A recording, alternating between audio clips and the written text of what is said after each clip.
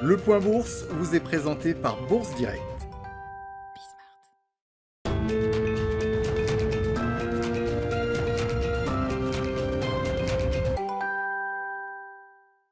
Clôture dans le rouge ce soir pour le CAC 40. L'indice parisien termine sa journée à moins 0,34% pour s'établir à 6067 points.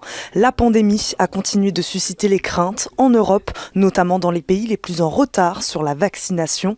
Les investisseurs sont donc restés prudents, notamment en France, avant la prise de parole très attendue d'Emmanuel Macron qui s'adressera aux Français dans une allocution ce soir à 20h.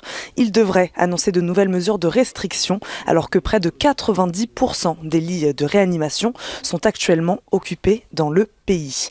Côté statistique, de nombreux indicateurs d'activité ont rythmé cette séance. L'activité manufacturière chinoise, d'abord, qui a progressé en mars à son rythme le plus rapide en 3 mois.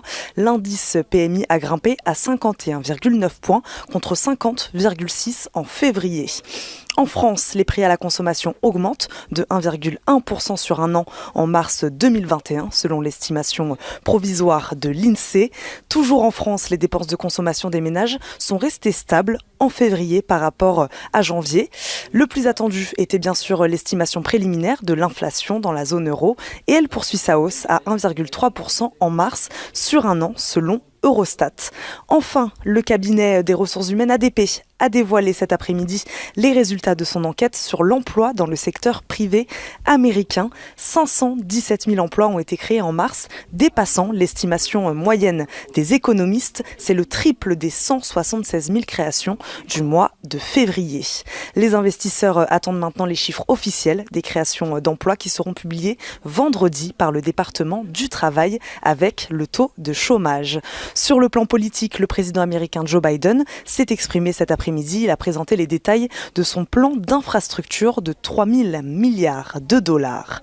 Du côté des valeurs maintenant, les champions des énergies alternatives flambent avec McPhy et Neoen. Capgemini fait également partie des hausses de la journée. La société de conseil en services informatiques et numériques a dévoilé de nouveaux objectifs financiers. Le groupe vise un taux de marge opérationnelle de 14% d'ici 2025 et ambitionne de réaliser une croissance annuelle moyenne de chiffre d'affaires de 7 à 9% entre 2020 et 2025. Casino qui a annoncé ce matin le succès de son opération de refinancement pour un montant de 1,525 milliards d'euros. Total, qui vise pour 2021 un bénéfice avant intérêts, impôts, dépréciation et amortissement de 800 millions de dollars pour ses activités d'électricité. Et enfin, Ipsen, le groupe biopharmaceutique, s'est vu approuver son médicament pour le traitement des reins.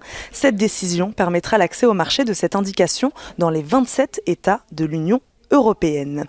Les cours du pétrole, eux, après leur progression, repassent en dessous de la barre des $64. Les investisseurs attendent la poursuite ou non de la politique de réduction de la production lors de la réunion des pays de l'OPEP+, prévue demain.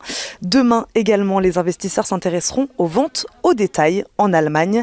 La journée sera également ponctuée par plusieurs indices manufacturiers, celui de la France d'abord et de la zone euro. Ensuite, dans l'après-midi, ce sera l'indice ISM manufacturier aux États-Unis que pourront regarder les marchés.